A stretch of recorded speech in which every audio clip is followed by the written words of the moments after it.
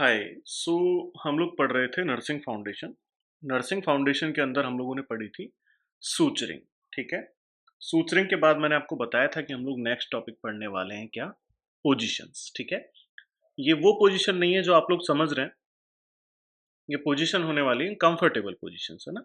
Nursing का एक vital role है। देखो, दवा तो अगर आप किसी को 1 महीने सिखाओगे तो वो भी पुश कर देगा ना। लेकिन हमारे कुछ फंक्शंस हैं, फंक्शंस जैसे कि हम पेशेंट की अर्ली रिकवरी, है ना, और शॉर्ट हॉस्पिटलाइजेशन पीरियड, इन चीज़ों को एंश्योर करते हैं। वो कैसे करते हैं? पेशेंट का कंफर्ट एंश्योर करते हैं ना। वो बात अलग है कि कुछ इंस्टीट्यूट कहते हैं कि पेशेंट का कंफर्ट जेंडर डिसाइड करता है, बट ऐसा नहीं है। ठीक है। तो ये भी कंफर्ट से रिलेटेड एक कंडीशन है। इसके अंदर क्या है, हम लोग पेशेंट को एक उसकी कंडीशन के अकॉर्डिंग अप्रोप्रिएट पोजीशन देते हैं। ठीक है। अब सुनो बात। पोजीशन के अंदर हम लोग स्पेशल कंडीशंस पढ़ेंगे, उनके अंदर कौन-कौन सी पोजीशंस देते हैं वो पढ़ेंगे। बेसिकली पोजीशन की एक क्लास रहने वाली है, इसके बाद में हम लोग एक क्वेश्चन सेशन डिस्कस कर लेंगे, इतना ही टॉपिक है ये, है ना। उसके अलावा जैसे-जैसे पर्टिकुलर कंडीशंस आती जाएँगी, जैसे मैंने आपको बायोप्सी के अंदर बताई थी कौन-सी पोजीशंस देनी है, इस तरीके से हम लोग आगे पढ़ेंगे, है ना। अब देखो, सबसे पहले मैं अगर बात करूँ, तो सबसे पहले हमारी पोजीशन आती है कौन-सी? Supine position. सुपाइन पोजीशन का मतलब क्या है? कि जो आपका बंदा है वो क्या है? सीधा लेटा हुआ है आराम से, ठीक है? उसको हम लोग क्या कहते हैं? सुपाइन पोजीशन कहते हैं ना? अब इसके बारे में मैं आपको ऐसी चीज़ें बताऊँगा, जो आपने ना देखी ना सुनी, ठीक है? सबसे पहले अगर मैं बात करूँ कि अगर आपको कल को वर्ड्स में लिखना पड़े सुपाइन पोजीशन को, तो आप क्या लिखोगे सुपाइन पोजीशन के बारे में ना? सुपाइन पोजीशन क्या होती है? Patient lie flat on their back,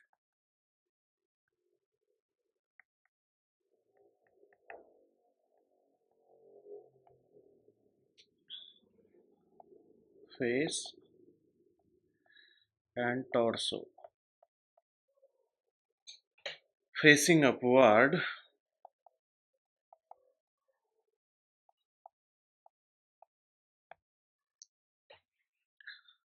arms at side or on abdomen.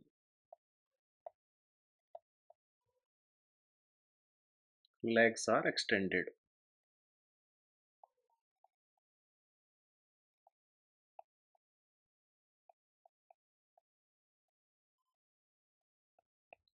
ठीक है। एक पर्सन है जो उसकी बैक पर क्या है, लेटा हुआ है, उसका फेस और टॉर्सो, ठीक है, उसका जो ट्रंक है वो क्या है, अपवार्ड फेस कर रहा है, ऊपर की तरफ देख रहा है। ठीक है। ये क्या है, यहाँ से बेड गायब हो गया, आप समझ लीजिए कि ये जो नर और मादा है ये क्या है, एक आपके बेड पर लेटे हुए हैं। ठीक है। ओके। अब बात करते हैं सुपाइन पोजीशन का इस्तेमाल। सुपाइन पोजीशन का इस्तेमाल कब करते हैं? सबसे पहला use sleep and relaxation.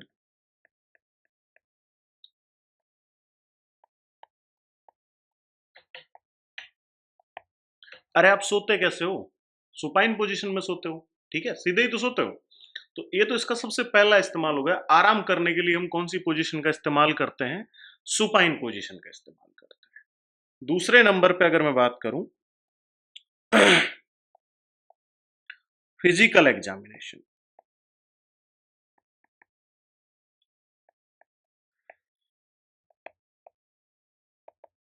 Physical examination के लिए सुपाइन पोजीशन का इस्तेमाल हो सकता है।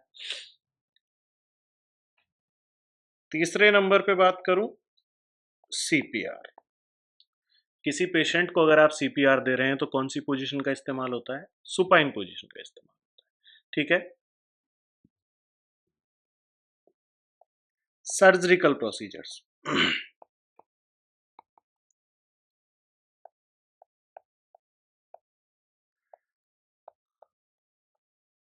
और किस में इस्तेमाल हो सकता है? सर्जिकल प्रोसीजर्स के अंदर इस्तेमाल हो सकता है। सर्जिकल प्रोसीजर्स जैसे हमको हेड नेक,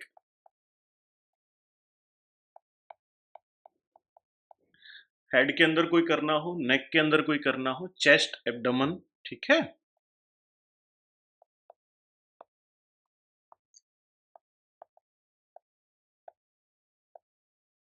और लेग्स, इन सब के अंदर हम किसका इस्तेमाल कर सकते हैं? आपकी सुपाइन पोजीशन का इस्तेमाल कर सकते हैं।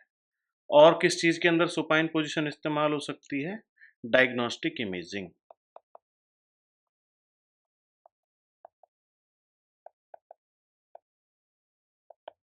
डायग्नोस्टिक इमेजिंग जैसे सीटी, एमआरआई और आपका एक्सरे, इन सब के अंदर किसका इस्तेमाल कर सकते हैं आप? सुपाइन पोजीशन का। अगर मैं बात करूं नेक्स्ट, तो पोस्ट ऑपरेटिव।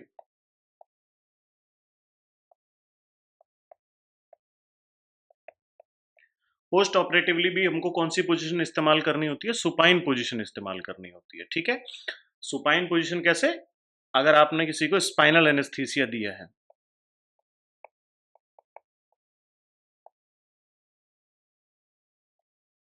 तो कौन सी पोजीशन मेंटेन करके रखने के लिए कहा जाता है? सुपाइन पोजीशन मेंटेन करने के लिए कहा जाता है बेटा, ठीक है।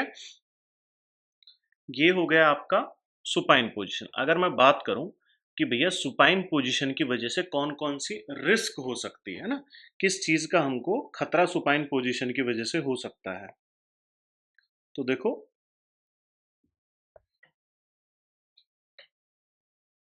चक्कर क्या है, आज बेटा गर्मी लग रही है बड़ी जोर से।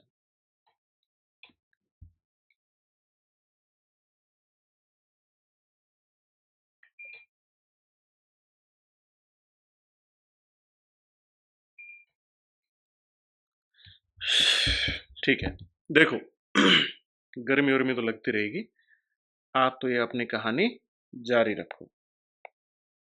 बात करते हैं रिस्क और कॉम्प्लिकेशंस की।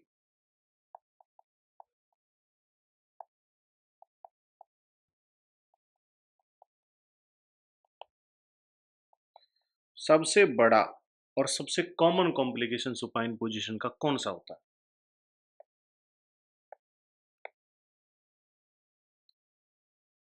प्रेशर अल्सर, प्रेशर इंजरीज हो सकती है ना, जो पेशेंट इमोबिलाइज्ड हैं उनको लंबे समय तक अगर सुपाइन पोजीशन में रखे गए तो उसकी वजह से क्या हो सकता है? प्रेशर सोर्स हो सकता है।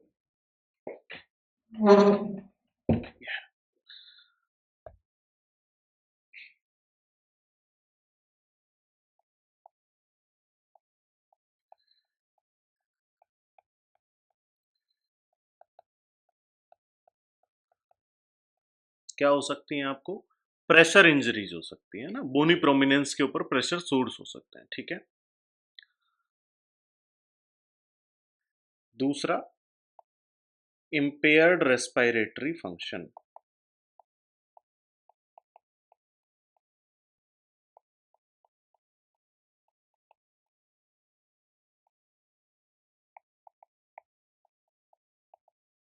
इम्पेयर्ड रेस्पिरेटरी फंक्शंस कैसे?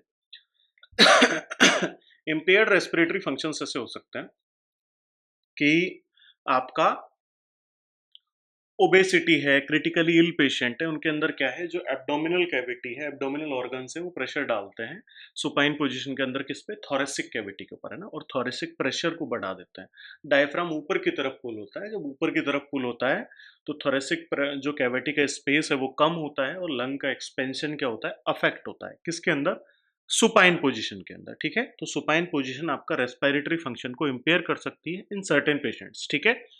नेक्स्ट देखो,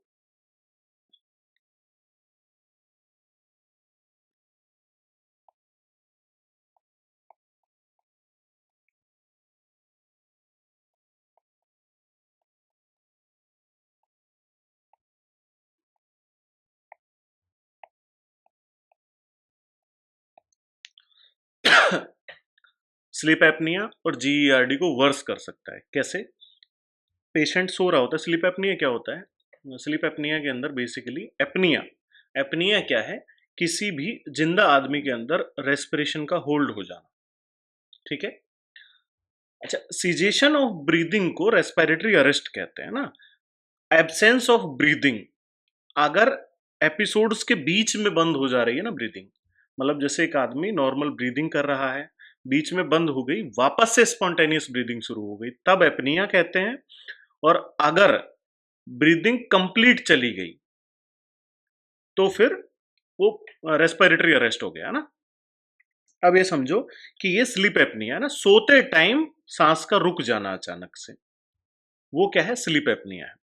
अब स्लीप एपनिया को वर्स कैसे कर सकता है, अगेन मैंने आपको बताया थोरेसिक कैविटी का प्रेशर बढ़ेगा, कुछ प्रीडिस्पोजिंग फैक्टर्स हो सकते हैं, और सोते टाइम हमारा सीएनएस उतना एक्टिव नहीं होता है, इस वजह से भी क्या है आपकी ये सप्रेस हो सकती है, ठीक है। दूसरा जीईआरडी क्या होती है, गैस्ट्रोइसोफेजियल रिफ्लेक्स डिजीज है ना। इसके अंदर क्या होता है बेसिकली कि बार बार जो आपका गैस्ट्रिक कंटेंट है वो किसके अंदर आता है, ईसोफेगस के अंदर आता है। जब आप सीधे लेटेंगे तो ईसोफेगस के अंदर वो कंटेंट क्या है, उसकी फ्रीक्वेंसी बढ़ जाएगी बार बार आने की, है ना। तो उस कंडीशन को ये क्या कर सकता है, वर्स कर सकता है ना। ठीक है। चौथा, हाइपोटेंशन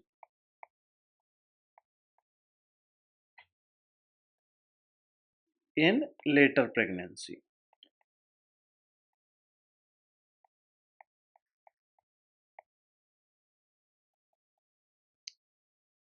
प्रेगनेंसी की स्पेलिंग ही कहाँ चली गई पता नहीं। अबे,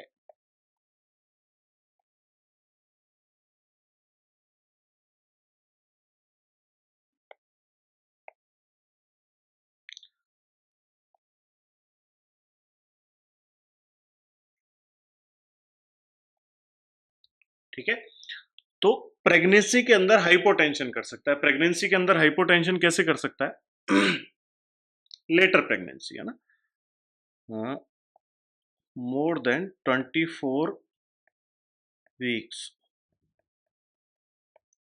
of gestational age.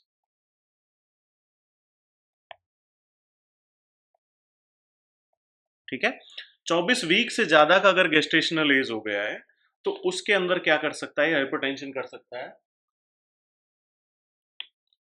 Supine position के अंदर जो ग्रेविड यूट्रस होता है वो आपकी इंफीरियर वेना केवा को कंप्रेस कर देता है, जिससे वीनस रिटर्न कम हो जाता है और क्या होती है आपकी हाइपोटेंशन होता है, ठीक है। तो ये कहानी हो गई, इसके साथ साथ जो रिस्क हैं उनकी, सुपाइन पोजीशन क्या है और उसके रिस्क क्या है, ठीक है। नेक्स्ट आते हैं अपना प्रोन पोजीशन। प्रोन पोजीशन का मतलब क्या है कि आपके पास जो भी आदमी है वो क्या है, उल्टा लेटा हुआ है बेटा, ठीक है। सुपाइन पोजीशन के अंदर क्या है, पेशेंट उल्टा लेटा हुआ है। पेशेंट लाई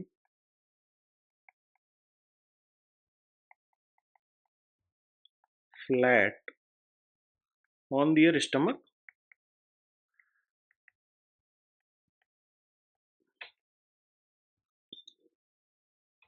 ठीक है।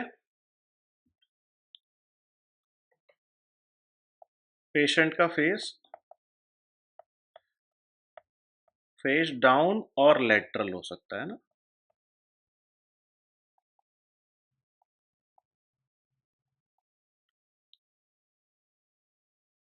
अरे पेशेंट का फेस है नीचे की तरफ हो सकता है, लेकिन नीचे तो आपका क्या है, मैट्रेस है। नीचे मैट्रेस है तो पेशेंट क्या है, एक तरफ फेस करके लेट सकता है प्रोन पोजीशन के अंदर ना। और जो सुपाइन पोजीशन थी उसके अंदर हाथ या तो पेशेंट के सीधे हो सकते हैं या फिर वो अपने एब्डोमेन पे इस तरीके से फोल्ड करके हाथों को रख सकता है, ठीक है। Lateral, chest and abdomen down,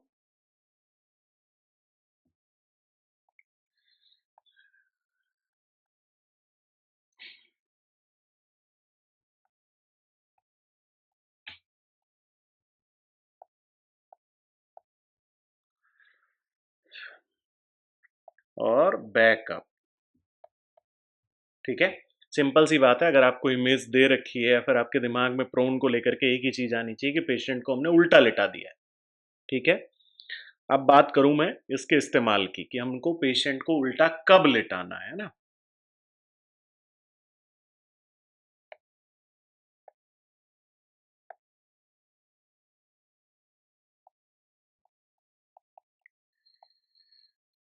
तो यूज पे आते ही आपको एक दिमाग सबसे पहला चीज क्या आना चाहिए, मैनेजमेंट ऑफ ARDS, है ना।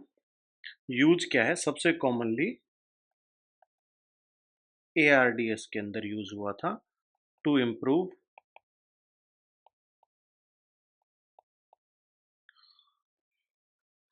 वेंटिलेशन। वेंटिलेशन, यहाँ पर मैं रेस्पिरेशन नहीं कह रहा हूँ, पहले वेंटिलेशन इंप्रूव करना है, उसके बाद रेस्पिरेशन अपने आप इंप्रूव हो जाएगा ना। वेंटिलेशन का मतलब हवा का आना और जाना, ठीक है। तो साहब सुपाइन पोजीशन में क्या हो रहा था, अब सुनो बात ऐसी है ना। सुपाइन पोजीशन के अंदर क्या होता है कि आपका जो ग्रेविटेशनल फोर्स लगता है हार्ट का और मीडियास्टेनम के अंदर जो एसोसिएटेड ऑर्गन्स हैं उनका, किसके ऊपर, लंग्स के ऊपर, लेकिन प्रोन पोजीशन में नहीं लगता है, ठीक है। अगर मैं बात करूं कि जो सुपाइन पोजीशन होती है उसके अंदर आपका जो एब्डोमिनल ऑर्गन्स हैं उनका प्रेशर भी थोरेसिक कैविटी पर लगता है, वो भी थोरेस नो जो थोरैक्स है आपका उसको ऊपर की तरफ पुल करते हैं, लेकिन प्रोन पोजीशन में नहीं करते हैं, ठीक है। इसके बारे में और डिटेल में पढ़ेंगे आपका रेस्पिरेटरी में जब मैं इसको पढ़ाऊंगा। जब भी आप वेंटिलेटर पढ़ेंगे तो वेंटिलेशन के अंदर एनेस्थीसिया के अंदर ये पोजीशन दी जाती है, प्रोन पोजीशन, ये बहुत कॉमन है। अगर सीवियर रेस्पिरेटरी फेलियर हो गया, ARDS हो गया ना, कोविड के टाइम पे सबसे वाइडली इस्तेमाल की गई थी ये पोजीशन, प्रोन पोजीशन, है ना। तो प्रोन पोजीशन का इस्तेमाल हम वेंटिलेशन को प्रॉपर करने के लिए कर सकते हैं, जिससे अल्टीमेटली जो आपका ऑक्सीजनेशन है वो क्या होता है, इम्प्रूव होता है, ठीक है। तो ARDS के अंदर इंप्रूव वेंटिलेशन के लिए कर सकते हैं, सीवियर रेस्पिरेटरी फेलियर में कर सकते हैं,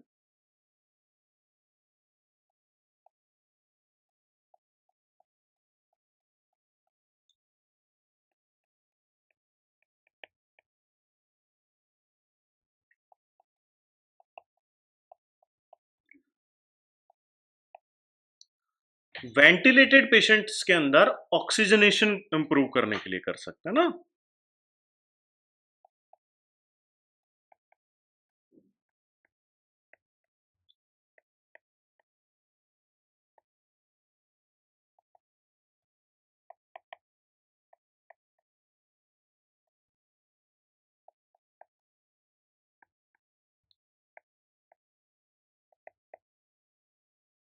ठीक है, आपका वेंटिलेटेड पेशेंट्स के अंदर ऑक्सीजनेशन को इंप्रूव करने के लिए कर सकते हैं ना। और अगर आपके बैक के अंदर, स्पाइन के अंदर कोई सर्जरी करनी है तब हम प्रोन पोजीशन का इस्तेमाल कर सकते हैं।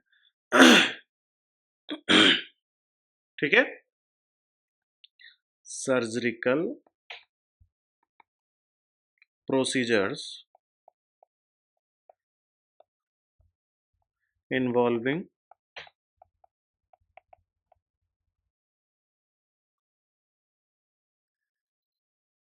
spine,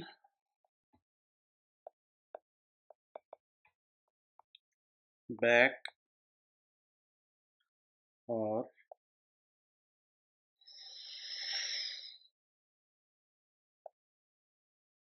neck and posterior body।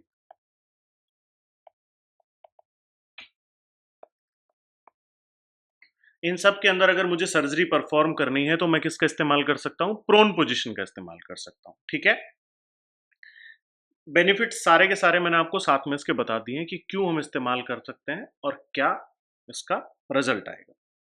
अब बात कर लेते हैं रिस्क की, कि अगर मैं इसका इस्तेमाल कर रहा हूं तो अगेन रिस्क और कॉम्प्लिकेशंस क्या हो सकती है ना।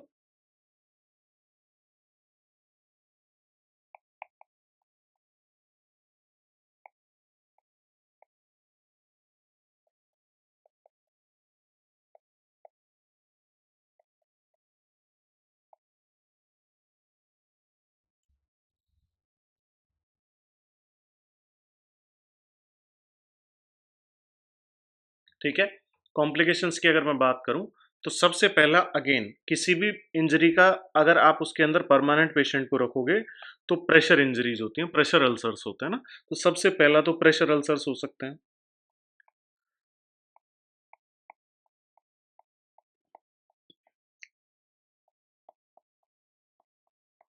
ठीक है।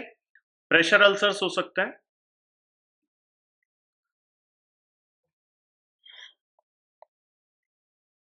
दूसरे नंबर पे आता है डिसलॉज्ड airway.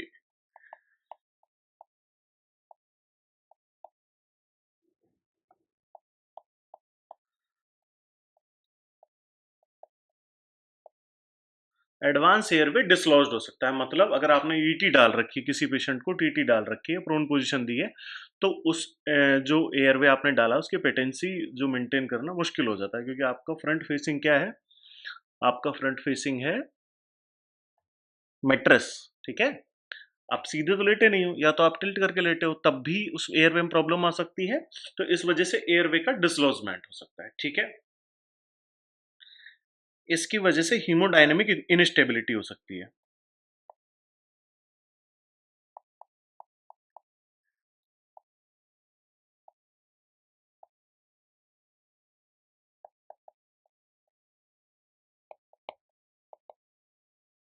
Clear.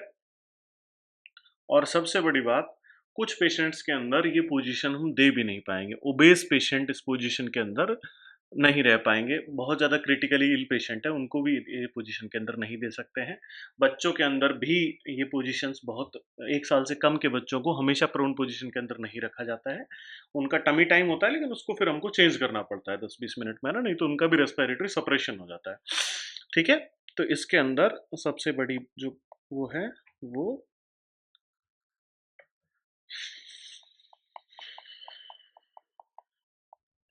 difficult in obese or critically ill patients.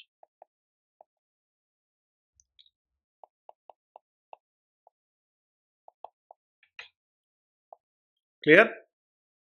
Next आ जाओ। नेक्स्ट आती है हमारी स्टैंडिंग या इरेक्ट पोजीशन, है ना।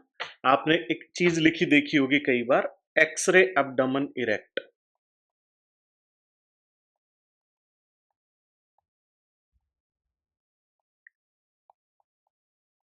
ठीक है, ये कई बार लिखा होता है किसी मरीज के इन्वेस्टिगेशन स्लिप के ऊपर कि आपको क्या करना है, पेशेंट का एक्सरे जो है वो इरेक्ट एक्सरे करना है। ठीक है, फिलहाल के लिए इसको हटा देते हैं।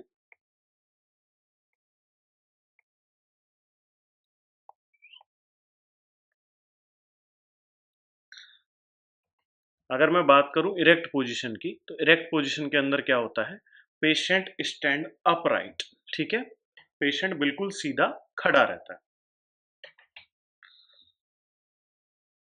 अगर आपको इसका डिस्क्रिप्शन देना हो तो इसका डिस्क्रिप्शन कैसे देंगे, पेशेंट स्टैंड अपराइट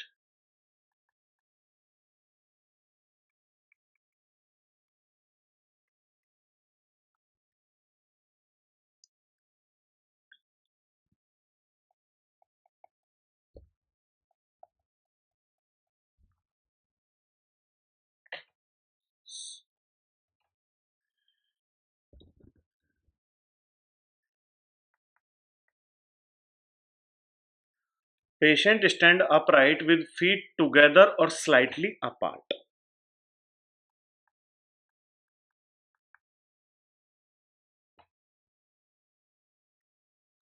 अरे सरकारी स्कूल के बालकों, सावधान विश्राम, है ना, दोनों ही कंडीशंस को क्या कहते हैं हम, स्टैंडिंग कहते हैं। ठीक है, आर्म्स एट साइट, सावधान के अंदर क्या है, दोनों जो फीट होते हैं वो मिले हुए होते हैं, विश्राम करते हैं तब हम दोनों पैरों को थोड़ा सा खोल देते हैं। ठीक है, तो दोनों ही कंडीशंस क्या है आपकी, स्टैंडिंग पोजीशन के अंदर आती है। Arms at site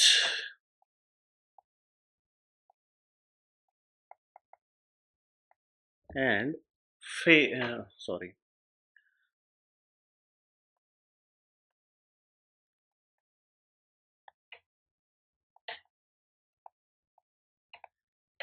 head facing forward, सामने की तरफ देख रहा हो, जमीन पे सीधा खड़ा हुआ हो, दोनों पैर जुड़े हुए हों या फिर एक दूसरे से दूर हो सकते हैं। इसको हम क्या है, ये डिस्क्रिप्शन है हमारी किसका, स्टैंडिंग या फिर इरेक्ट पोजीशन का, है ना। कई जगह आपको स्टैंडिंग की जगह इरेक्ट देखने के लिए भी मिलेगा। ठीक है, अगर मैं बात करूं इसके इस्तेमाल की, तो एक इस्तेमाल तो मैंने आपको बता ही दिया था अभी,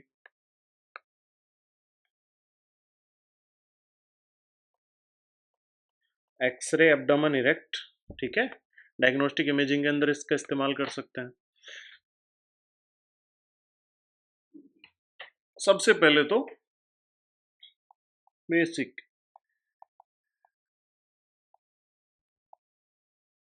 एनाटॉमिकल रेफरेंस स्टैंडर्ड है ये ना।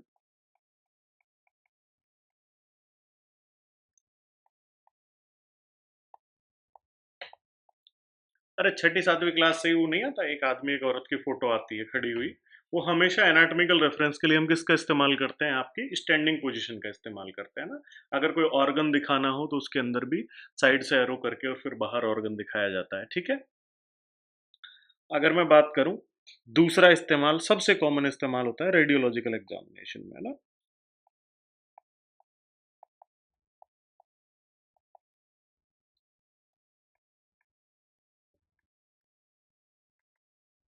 रेडियोलॉजिकल एग्जामिनेशन में कैसे, रेडियोलॉजिकल एग्जामिनेशन में बेसिकली एयर फ्लूइड लेवल के डिटेक्शन के लिए होता है ना।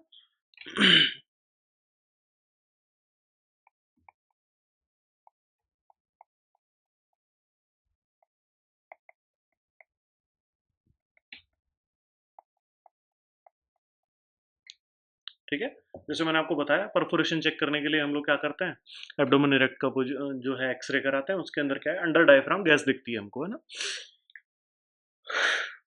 और इस्तेमाल क्या हो सकता है, न्यूरोलॉजिकल असेसमेंट के लिए बेटा, है ना।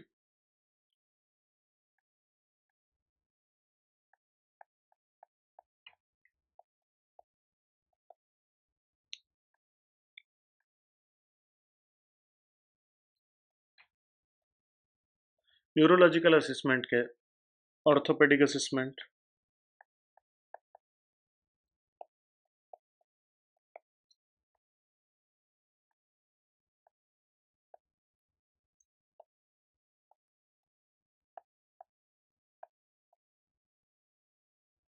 आप चलते कैसे हैं और आपका पोस्चर कैसा है, ठीक है।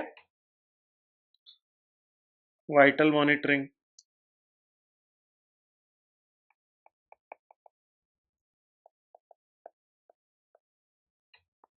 वाइटल फंक्शनिंग कैसे, किसी को ऑर्थोस्टेटिक हाइपोटेंशन तो नहीं है।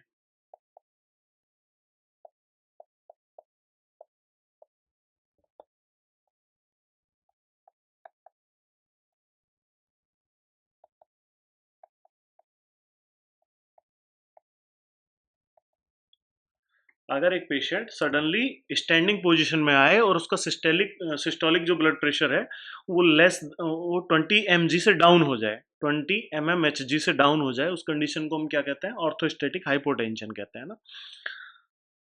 तो इन सब के डिटेक्शन के लिए हम लोग किसका इस्तेमाल करते हैं बेटा, स्टैंडिंग या इरेक्ट पोजीशन का इस्तेमाल करते हैं, ठीक है। जो आपकी स्टैंडिंग और इरेक्ट पोजीशन है, उसके अंदर भी कुछ रिस्क हो सकते हैं। रिस्क कैसे हो सकते हैं, सबसे पहली बात तो कि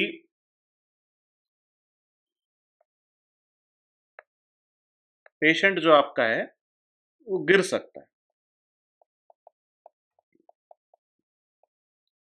है ना।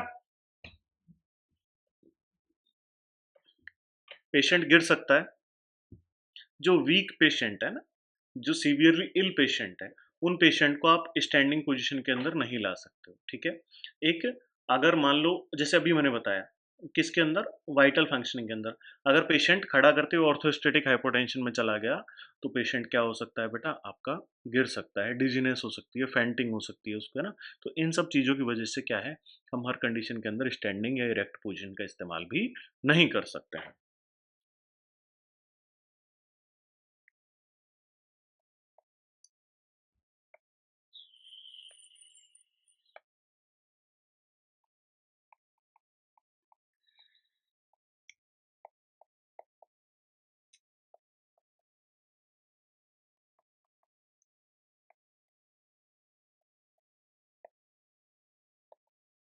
ऑर्थोस्टेटिक हाइपोटेंशन का रिस्क रहता है, जिसकी वजह से फेंटिंग हो सकती है, ठीक है। रिस्क ऑफ फॉल हो सकता है,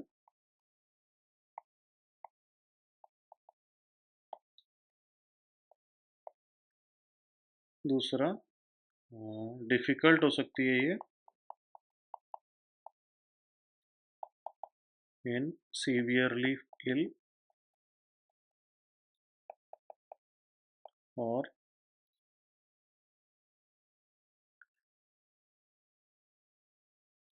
वीक पेशेंट्स के अंदर।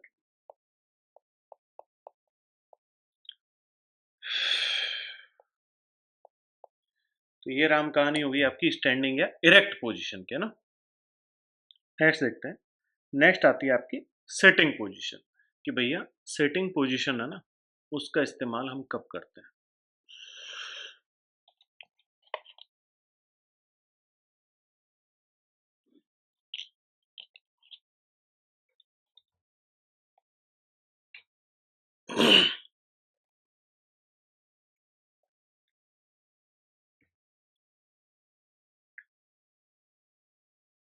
आवाज तो एनर्जी सीन है।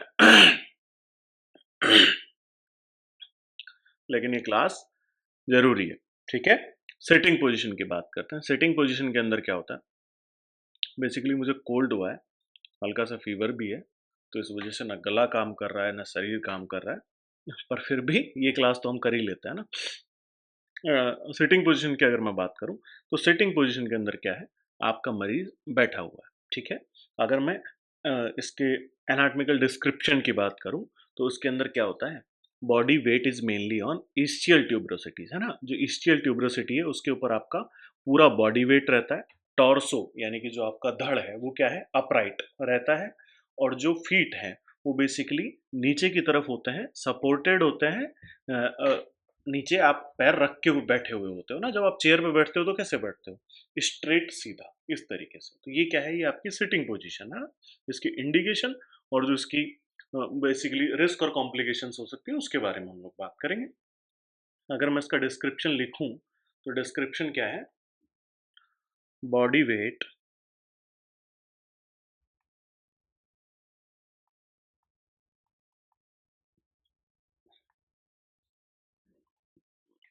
ischial tuberosities,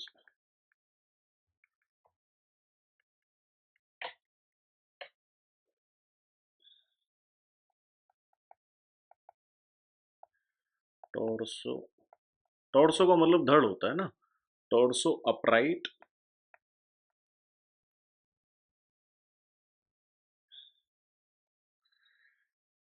फीट विद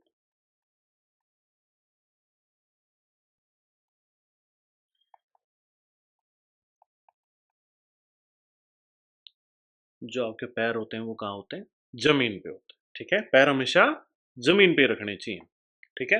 अगर मैं इसके वेरिएशंस की बात करूं, तो कुछ वेरिएशंस भी इसके अंदर होता है ना। एक तो आपकी होती है स्टैंडर्ड सिटिंग पोजीशन, जिसके अंदर पेशेंट किसी चेयर या स्टूल के ऊपर बैठा हुआ होता है ना। एक आप बेड के ऊपर बैठे हुए हैं ना, फाउलर और हाईली फाउलर पोजीशन के अंदर। देखो जो सेमी फाउलर पोजीशन है वो बेसिकली रिक्लाइन के अंदर आती है, लेकिन जो फाउलर और हाईली फाउलर पोजीशन है वो किसके अंदर आती है, वो आती है आपकी सेटिंग पोजीशन के अंदर आती है, ठीक है। अगर मैं बात करूं ऑर्थोपनिक या फिर ट्राइपॉड या फिर हम बेसिकली जिसको कहते हैं कार्डियक पोजीशन उसकी, तो उसके अंदर क्या होता है, पेशेंट एक कार्डियक पोजीशन के सहारे से बैठा हुआ होता है ना। तो ये सारे के सारे क्या हैं, इसके वेरिएशन है, किसके, आपकी सिटिंग पोजीशन के वेरिएशन है ना। इनके बारे में वन बाय वन हम डिटेल में आगे डिस्कस करेंगे।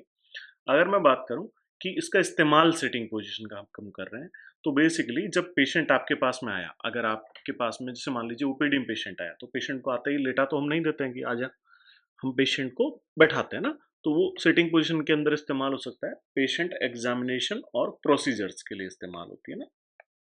आपको लग रहा होगा कि मुझे ये सारे काम पता है, कि पेशेंट को उल्टा क्यों लिटा रखा है, पेशेंट को सीधा क्यों लिटा रखा है, पेशेंट को बैठा क्यों रखा है, पेशेंट को खड़ा क्यों कर रखा है ना। आपको पता होगा, जाहिर सी बात है। लेकिन पढ़ने का सबसे सही मतलब ये है कि जो एक दो चीजें आपकी रह गई हैं वो आपके दिमाग में है, आपका दिमाग चलना शुरू हो। दूसरा, ये बात 100 में से 90 लोगों को पता है कि कब करना है, लेकिन कब नहीं करना है ये 100 में से सिर्फ 10 लोगों को पता है। तो अपने को क्या है, वो 10 वाली कैटेगरी में आना है। कब कोई काम नहीं करना है ये आपको बहुत बेहतर तरीके से पता होना चाहिए, कब कोई काम करना है उसके बजाय आप ज्यादा लोगों की जान बचा पाएंगे, ठीक है। तो अगर मैं बात करूं सेटिंग पोजीशन के यूजेस की, तो यूज ऑलमोस्ट आप लोग बता देंगे, है ना। वन क्लिक के अंदर आपके दिमाग के अंदर आ जाएगा कि यूज कौन कौन से हैं सिटिंग पोजीशन के। यूज की अगर मैं बात करूं तो देखो सबसे पहला जो इस्तेमाल होता है वो पेशेंट के एग्जामिनेशन के लिए होता है ना।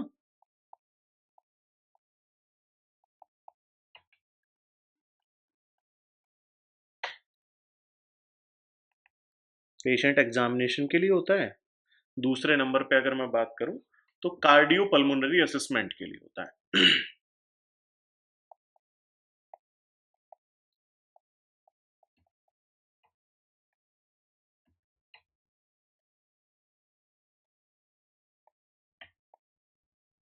कार्डियोपल्मोनरी असेसमेंट कैसे कि आपको बीपी लेना है या फिर आपको ब्रीदिंग साउंड के लिए किसी पेशेंट को असेस करना है तो मोस्ट कॉमनली हम कौन सी जो वो पोजीशन यूज करते हैं, सेटिंग पोजीशन यूज करते हैं ना।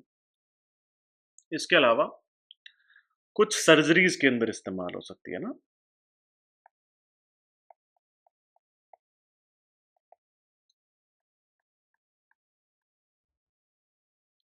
सर्टेन सर्जरीज के अंदर इस्तेमाल हो सकती है, सर्टेन सर्जरीज जैसे न्यूरो सर्जरी के अंदर इस्तेमाल हो सकती है, कुछ शोल्डर प्रोसीजर्स के अंदर इस्तेमाल होती है ना।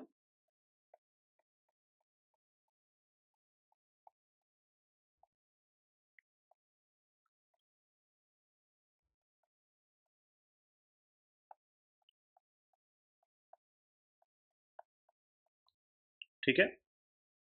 अगर मैं बात करूं रिस्क की,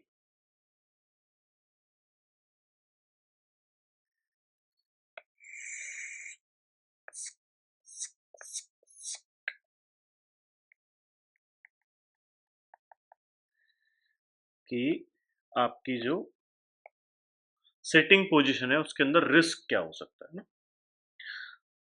सबसे पहली चीज तो प्रेशर इंजरी हो सकती है।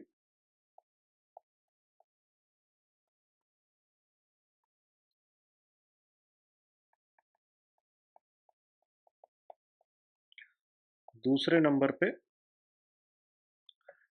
डीवीटी का रिस्क हो सकता है।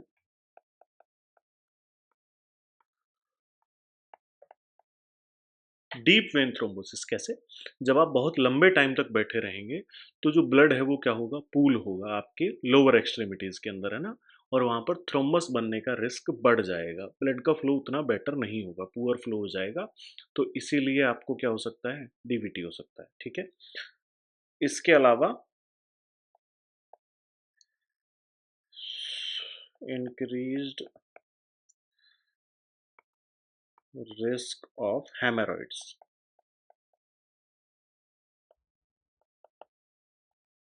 है ना, आपको पाइल्स होने का खतरा भी बढ़ जाएगा अगर बहुत लंबे टाइम तक अगर आप बैठे रहेंगे तो। ठीक है। इसके साथ साथ मस्कुलो स्केलेटन स्ट्रेन का रिस्क बढ़ जाता है ना।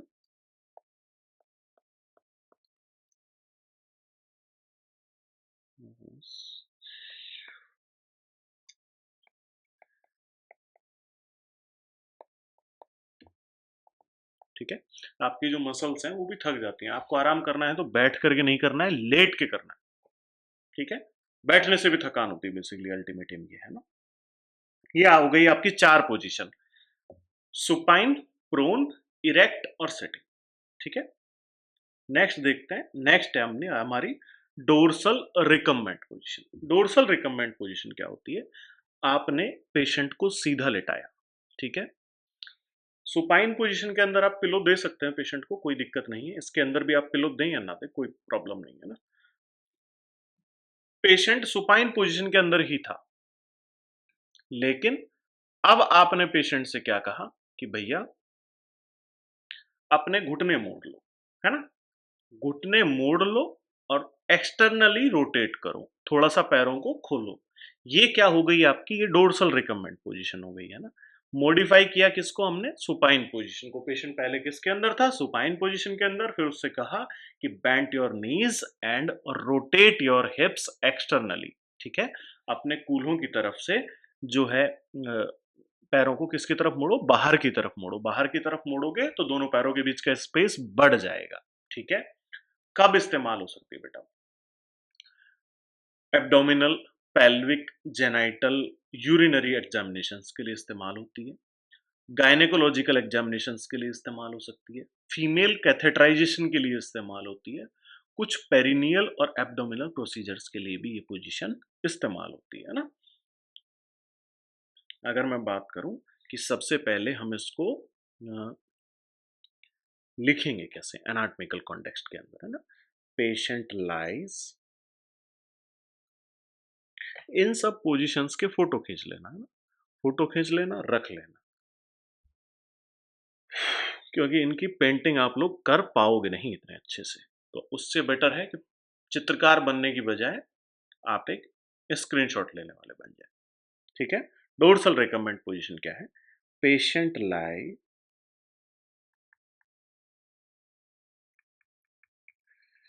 Flat on their back,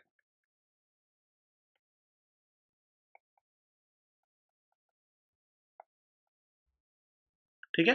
patient अपनी पीठ के बल सीधा लेटा हुआ है with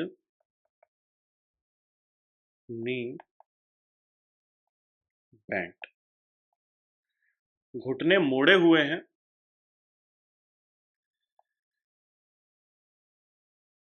hip rotated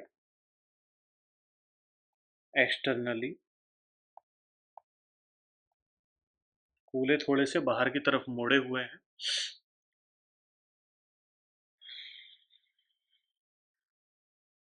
feet flat on the surface,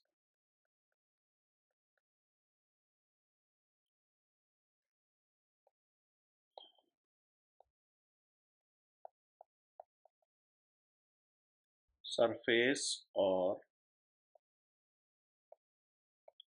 arms eight side और एब्डोमेन।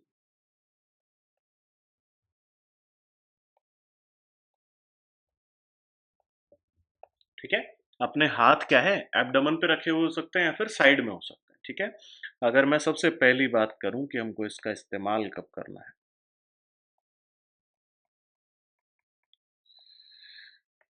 तो यूजेस की बात करने पे सबसे पहला आता है हमारा abdominal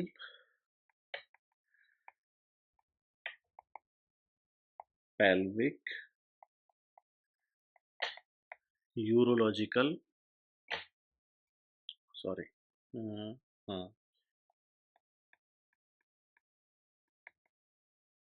and genital examination.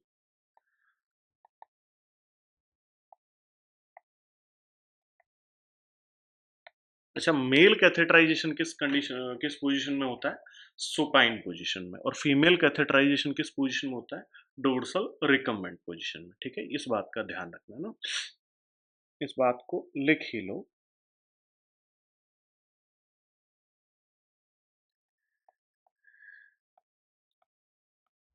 Mail catheterization,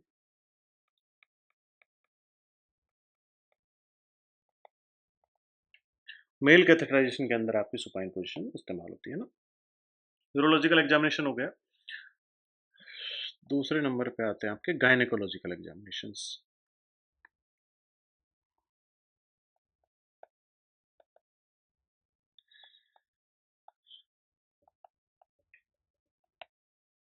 ठीक है।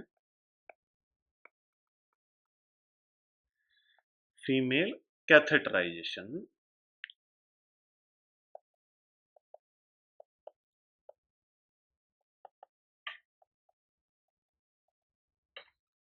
ओके, और perineal and abdominal procedures.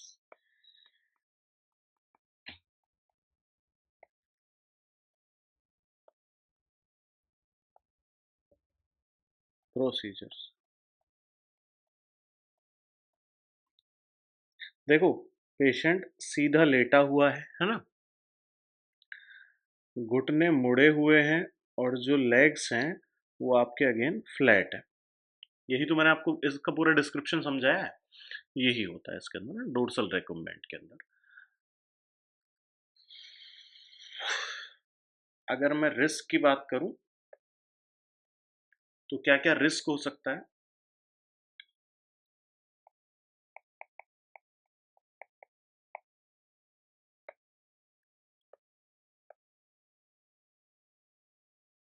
Discomfort हो सकता है,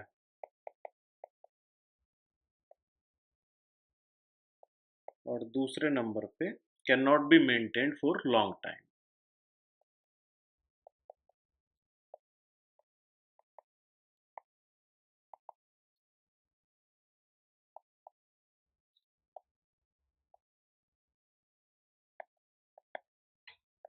और लंबे टाइम तक आप इसको मेंटेन नहीं कर सकते। ठीक है, नेक्स्ट चलते हैं semi Fowler position. Semi Fowler position basically क्या है आपकी, एक तरीके की सुपाइन पोजीशन ही है, लेकिन इसके अंदर हमने इसको क्या किया है, रिक्लाइन कर दिया है, हेड को ना सेमी रिक्लाइन कर दिया है।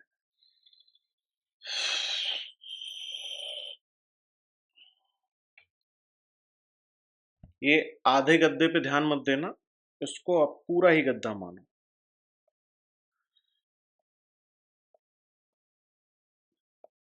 ठीक है,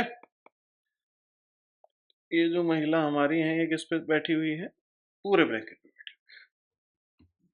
अगर मैं बात करूं कि होती क्या है, जो बेड का हेड है ना, वो हेड 30 to 45 डिग्री पर क्या होता है, एलिवेटेड होता है ना, और पेशेंट क्या है, सेमी रिक्लाइन पोजीशंस के अंदर इसमें रहता है। Head of bed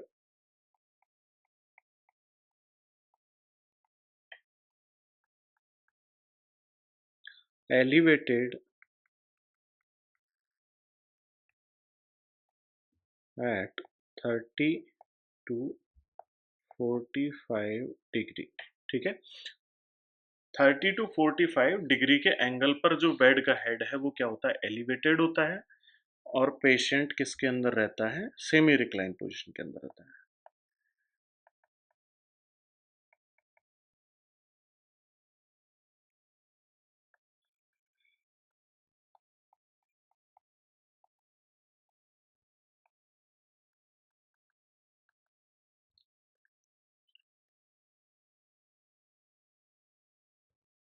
clear. अगर मैं बात करूं इसके इस्तेमाल की, तो इस्तेमाल कहां कहां हो सकता है,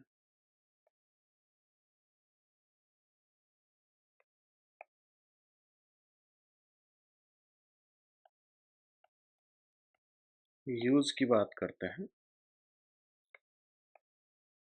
सबसे पहला रेस्पिरेटरी डिस्ट्रेस में इस्तेमाल हो सकती है ना।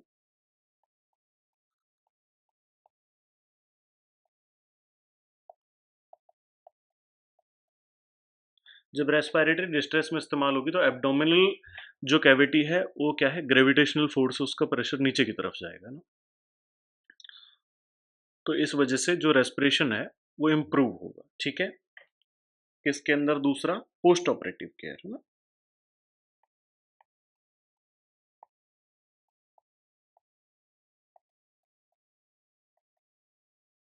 पोस्ट ऑपरेटिव केयर में इस्तेमाल होती है।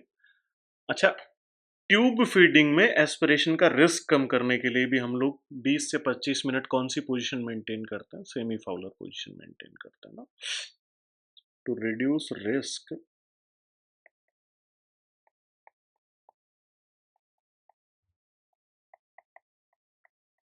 ऑफ एस्पिरेशन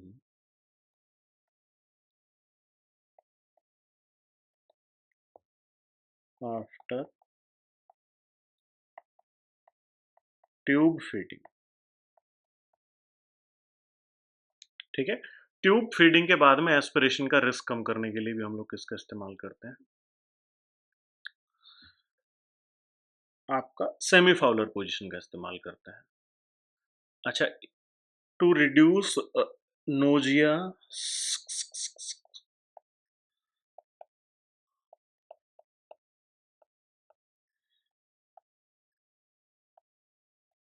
नोजिया अगर किसी पेशेंट को हो रहा हो तो उसको भी कम करने के लिए आप किसका इस्तेमाल कर सकते हो, आप इस्तेमाल कर सकते हो सेमी फाउलर पोजीशन का, है ना। एब्डोमिनल सर्जरी के बाद में अगर किसी पेशेंट को कंफर्ट देना है तो भी आप इस्तेमाल कर सकते हो, है ना?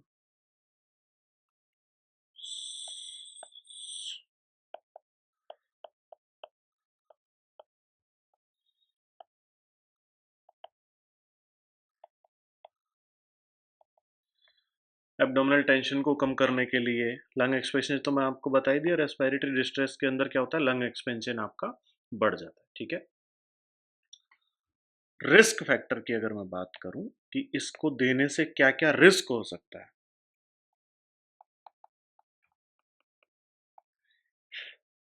रिस्क की अगर मैं बात करूं तो रिस्क हो सकता है बेटा आपका प्रेशर सोर्स हो सकते हैं ना,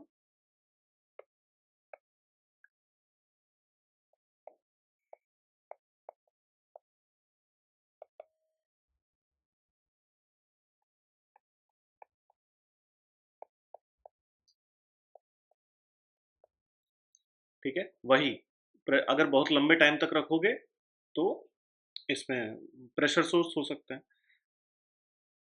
डिस्कम्फर्ट हो सकता है अगर अनसपोर्टेड रहा पेशेंट, तो यानी कि अगर आपने बेड का हेड इंक्लाइन नहीं किया तो इस पोजीशन में मेंटेन करना बहुत मुश्किल है ना, डिस्कम्फर्ट हो सकता है।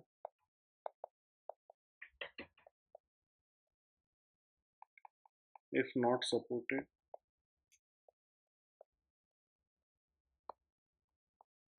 ठीक है। हाई रिस्क पेशेंट के अंदर लॉन्ग ड्यूरेशन के लिए सुटेबल नहीं है।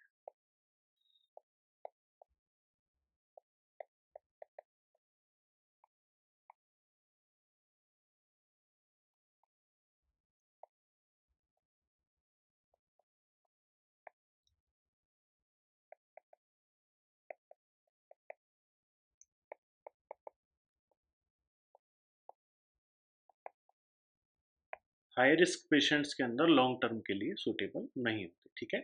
नेक्स्ट आती है फाउलर पोजीशन, है ना। बेसिकली फाउलर पोजीशन क्या है, फाउलर पोजीशन आपके सिटिंग पोजीशन का एक वेरिएशन है ना, फाउलर और हाईली फाउलर पोजीशन, ठीक है। अब इसके अंदर क्या होता है, head of bed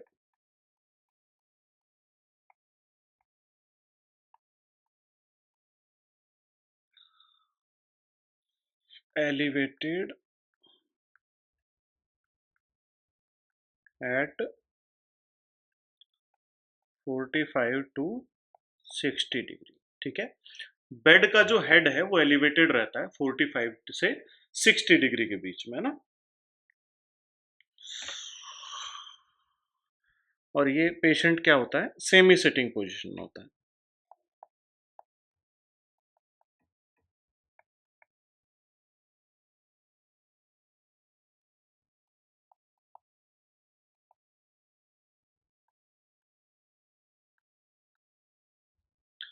semi sitting position के अंदर होता है ना। किसके अंदर देते हैं, ये भी बेटा बेड जो है वो आपका पूरा ही है,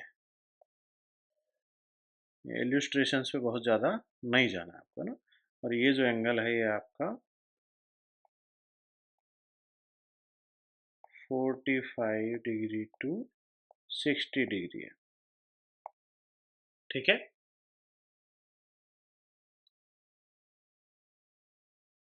अगर मैं बात करूं इसके यूज की,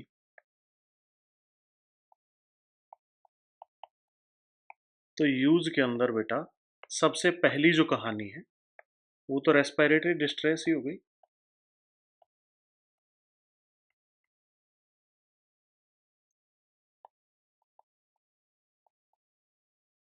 रेस्पिरेटरी डिस्ट्रेस के अंदर इस्तेमाल करना है पोस्टपार्टम ड्रेनेज के लिए। पोस्टपार्टम क्या होता है, आफ्टर द डिलीवरी, है ना। बच्चे की डिलीवरी हो गई, ड्रेनेज में के लिए अगर पेशेंट को रखना है तो किसके अंदर रखेंगे हम लोग, फाउलर पोजीशन के अंदर रखेंगे ना।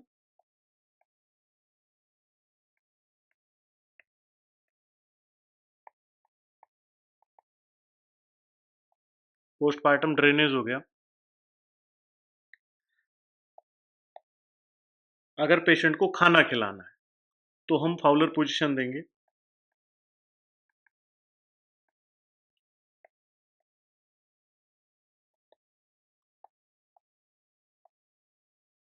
ईटिंग और गैस्ट्रिक कंफर्ट के लिए, ठीक है। अगर मैं बात करूं फीडिंग ट्यूब इंसर्शन के लिए,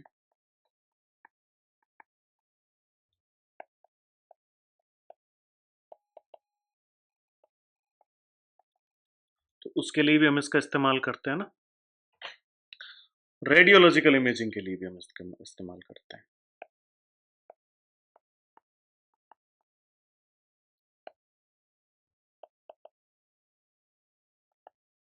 ठीक है, कब कब इस्तेमाल करेंगे? रेस्पिरेटरी डिस्ट्रेस के अंदर, पोस्टमार्टम ड्रेनेज के लिए, ईटिंग और गैस्ट्रिक कंफर्ट के लिए, फीडिंग ट्यूब इंसर्शन के लिए, है ना?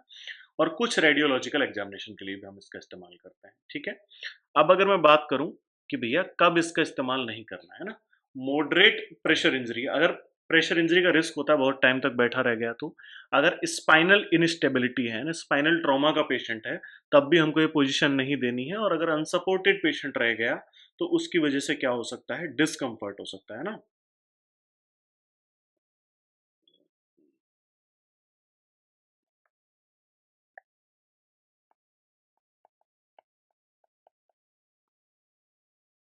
रिस्क हो सकता है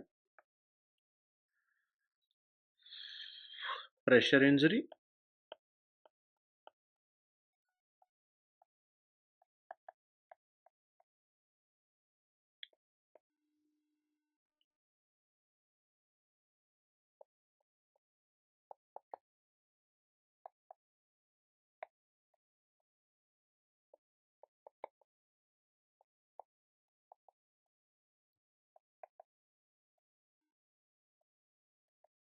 स्पाइनल इनस्टेबिलिटी के लिए भी नहीं दे सकते हैं ना, और अगर डिस्कम्फर्ट,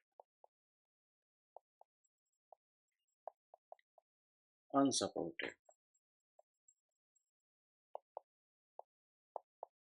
ठीक है, ये हो गई आपकी फाउलर पोजीशन। फाउलर के बाद में आती है अपनी हाईली फाउलर पोजीशन, है ना। हाईली फाउलर बेसिकली इनके अंदर आपको याद क्या रखना है, देते लगभग सब कॉमन चीजों के अंदर ही है, एक दो कंडीशंस अलग है। आपको बेड का एंगल याद रखना है ना, सेमी फाउलर में 30 से 45, फाउलर में 45 से 60, और उसके बाद में हाईली फाउलर में 60 से 90। ठीक है, हाईली फाउलर का head of bed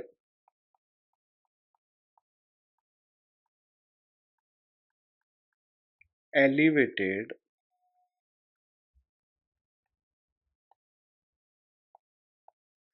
sorry 60 to 90 degree. ठीक है, 60 से 90 डिग्री पर हमको बेड का एंगल रखना है। यूज की अगर मैं बात करूं, सीवियर रेस्पिरेटरी डिस्ट्रेस,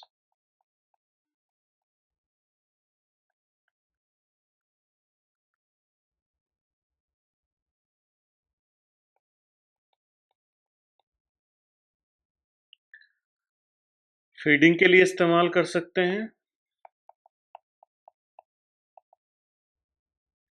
ठीक है, सोलोइंग असेसमेंट के लिए हम लोग पोजीशन देते हैं।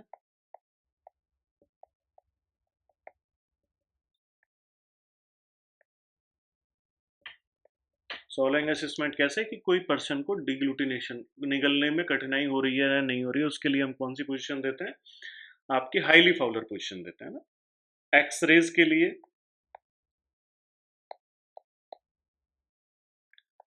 डेफिकेशन के लिए, अगर पेशेंट को स्टूल पास करना है बेड पर बेड पान लगा के, तो कौन सी पोजीशन देते हैं, हाईली फाउलर पोजीशन देते हैं ना। प्रमोट गैस्ट्रिक एम्पटिंग,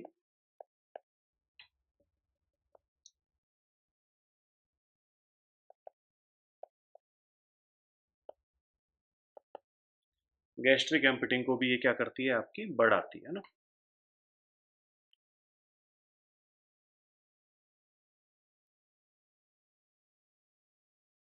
अगेन अगर मैं बात करूं आपका रिस्क की,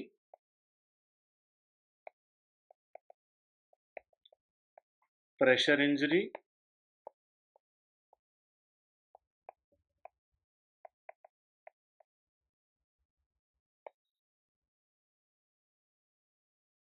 प्रेशर इंजरी हो गई, दूसरे नंबर पे आता है आपका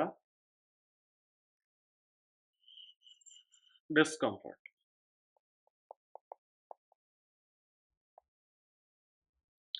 और तीसरा पोस्चुरल हाइपरटेंशन, हाइपोटेंशन हो सकता है ना।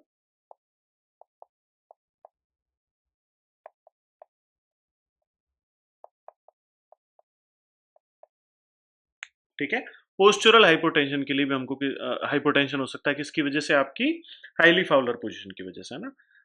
तो बेटा ये हो गई आपकी कुछ पोजीशंस, है ना। I am not feeling well, तो बाकी हम बाद में कंटिन्यू करेंगे, अभी 1 घंटे क्लास हो भी गई हम लोगों की, है ना। तो इसके भी हम लोग 2 पार्ट कर देते हैं। बची हुई पोजीशंस के बारे में मैं आपको पढ़ाऊंगा। पोजीशंस के अंदर जैसे कार्डियक पोजीशन है, लैटरल डेक्यूबिटस हो गई है, ट्रेंडलनबर्ग हो गई है आपकी, है ना, रिवर्स ट्रेंडलनबर्ग है, नी चेस्ट है, वल्चर्स पोजीशन है, किडनी पोजीशन है, प्रोन जैक नाइफ है। इसके अलावा आपकी रोज है, और रैम्पर्ट पोजीशन होती है, और बार्किंग डॉग स्निफिंग पोजीशन होती है ना। तो उन सारी पोजीशंस के बारे में हम लोग एक बार नेक्स्ट क्लास में डिस्कस करेंगे, और उसके बाद उससे नेक्स्ट क्लास के अंदर हम लोग एक क्वेश्चन सेशन लेंगे, ठीक है। So thank you.